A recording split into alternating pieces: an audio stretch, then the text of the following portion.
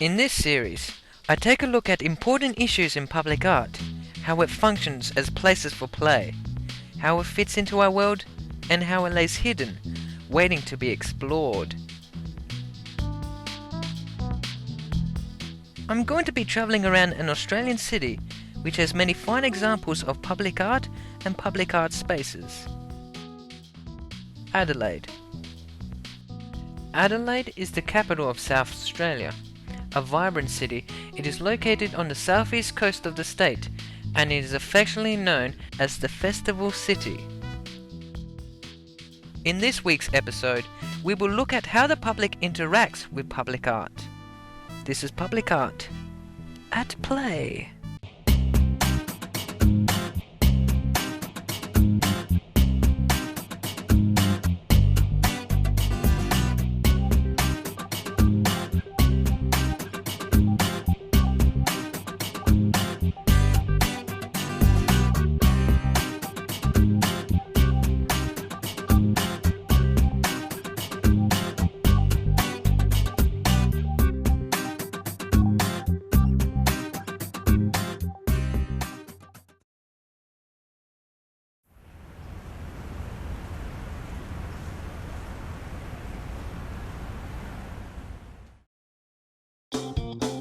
I want to find out about public art and its usage with the public, about which pieces become fashionable and which become not so popular. I want to find out which public art works unexpectedly and how they can enrich our lives.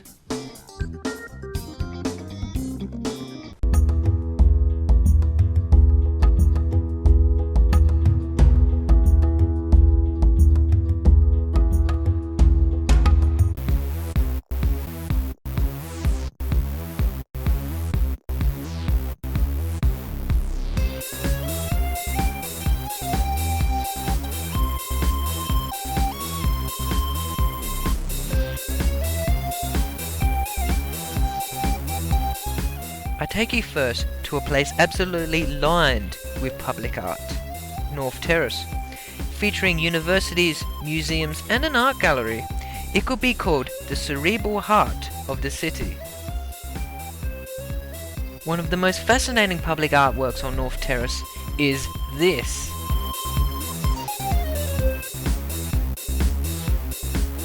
It's called 14 Pieces and it is created by Hossein Valamnesh and his wife Angela Valamnesh. This is a positive addition right next to the museum. It was made in 2005 from red and black granite, mined from a local quarry. These 14 pieces are meant to represent dinosaur bones, which is pretty pertinent because since we're just right across from the South Australian Museum, what's fascinating about this piece is the notions that goes into its interactivity. Most people think it's somehow wrong or embarrassing to play with this lovely public art sculpture. But the artists themselves, they designed it so people could play with it. And the irony is that people are unwilling to play with this public art piece because they see it as embarrassing. There is nothing embarrassing to play with this really. Public art should be enjoyed with, first and foremost. The spray of the mist from the wind. But that's okay, that's about interaction. Public art is all about interaction. So next time you visit this public art piece, don't be afraid to touch it. Don't worry about anyone looking askance at you like you were a fool. Public art is meant to be enjoyed with and to be played with.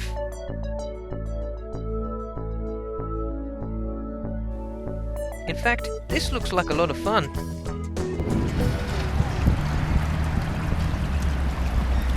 I may look 23, but I'm actually 9 years old.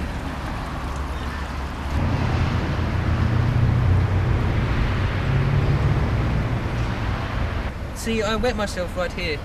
I was playing with it and I got a little bit excited. I'm sorry.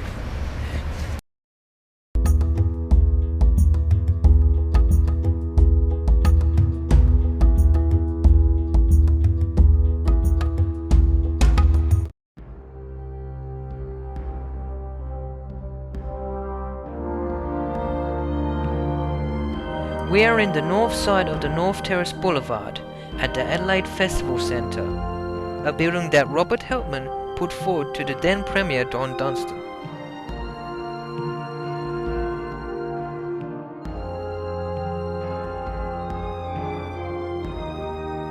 It is a public art space that contains various sculptures from Otto Hajek and Bert Flugerman, among others. It's grandiose, it's tall, it's awe-inspiring. This is a public space which contains quite a lot of public artworks in a single complex. It's been said that this public art space, the Southern Plaza, is the largest of its kind in the Southern Hemisphere. Don't get me wrong, this place is vast. Vast. To me, this place is kind of like a police training ground, you know? A police obstacle course. So lots of things jump on all this space to be used, to be played with. This public art space is formed on the basis of several segments. There's this space here, filled with lots of alternating colours.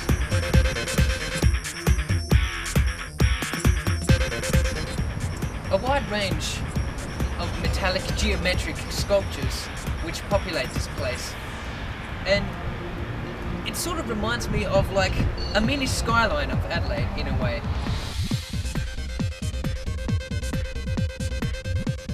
It's sort of like a microcosm of the city itself. I've brought you here because as the subject of our journey is public art and interactivity, public art at play, because of a very special reason. They commissioned the Southern Plaza to be built because they wanted it to attract the public to it. It succeeded. Sort of.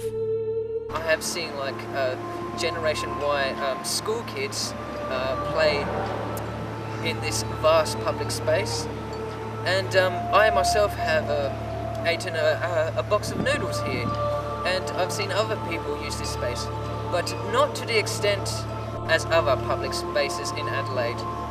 It's kind of a shame really that as this place was meant to be popular with the public, and sadly it's not entirely the case. I mean, sure, people use it, but sadly not enough. I've seen many people try to climb all these blocks in this public art space, and for me that is proof that public art can be used, it can be interacted, it can be played with by the public. After all, it's the public who actually uses the public art space. But all this is just fluff and words. The only entity that I can think of that decides which piece of public art or which public art space becomes popular is the people, the public. They decide which art spaces are popular and which aren't.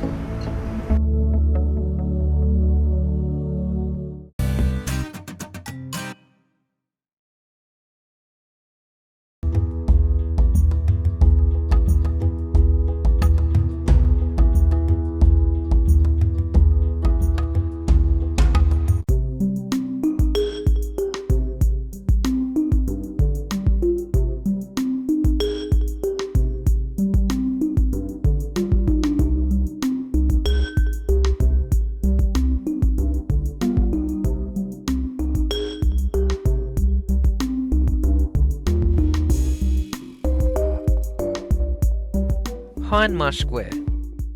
It comprises of a block of land surrounded by restaurants, shops and office blocks.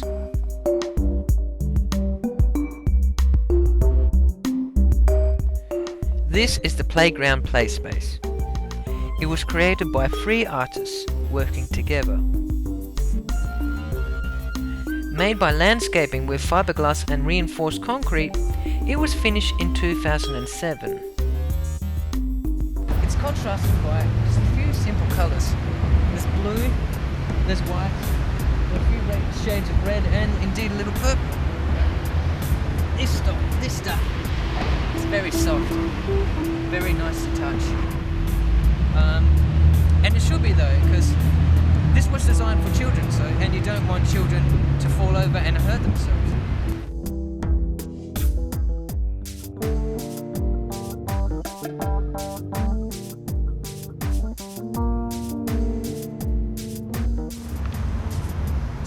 School kids, Generation Y, professing their love to one another.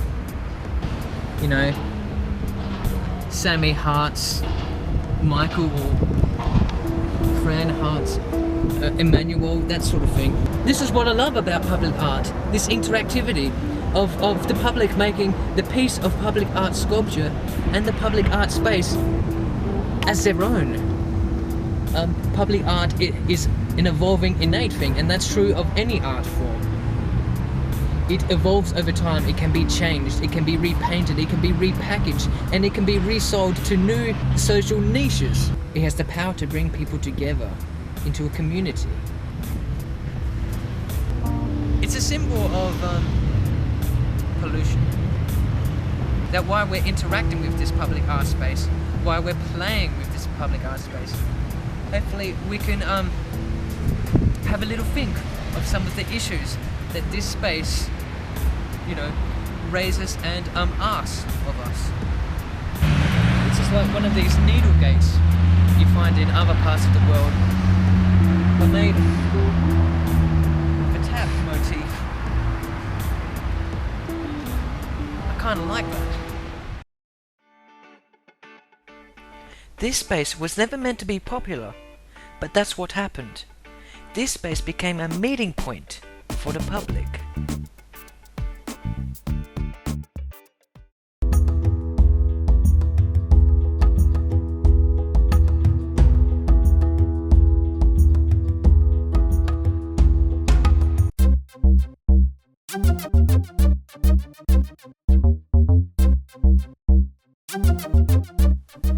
On the last leg of our journey, we arrive in Rundle Mall.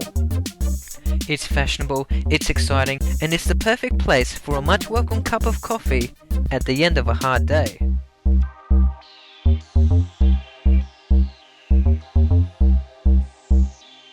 Rundle Mall is dominated by 4 bronze pigs. Each of them was named by the public themselves. As we come to the end of our journey, we arrived at the final public artwork. This artwork consists of 4 pigs cast in bronze. Each of these pigs has their own personalities and quirks. On our journey, we're looking at public art that can be interacted with, that can be played with. And this piece is a good example of that. These pigs are one of the most popular tourist attractions in Adelaide. Why? Because it's fun. The tourists love them. And the kids love these pigs. The kids go bonkers for these pigs. The pigs have become an icon of Adelaide, like the Torrens River or the Mount Lofty Ranges. I can see everywhere people taking photos of the pigs and taking photos of themselves with the pigs. In a fashion, the title of this artwork, A Day Out, represents what some people come to Rundle Mall to do. They want a day out. They want a release from the stress of their day. And in fact, I'm gonna do the old tourist thing myself. Whee! If my friends from Canada could see me now. Feel free to play with them. It's not mine. The piece does not belong to anyone but the public, and is free to see and to use. You don't have to pay for a ticket to see them. It's free. And if it's free, then use it. Use it.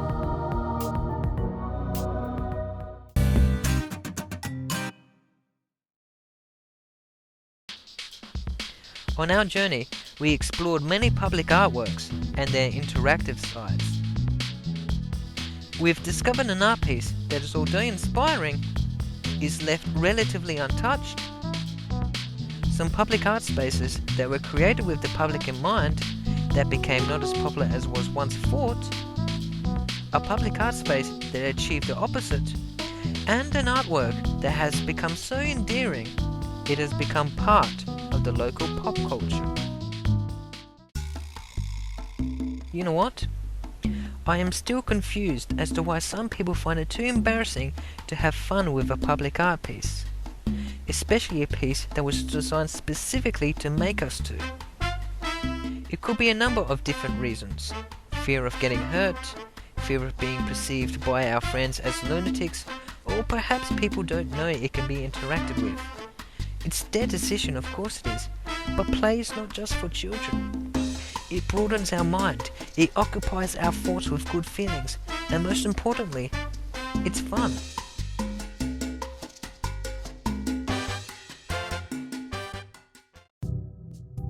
Interactivity and public art go hand in hand.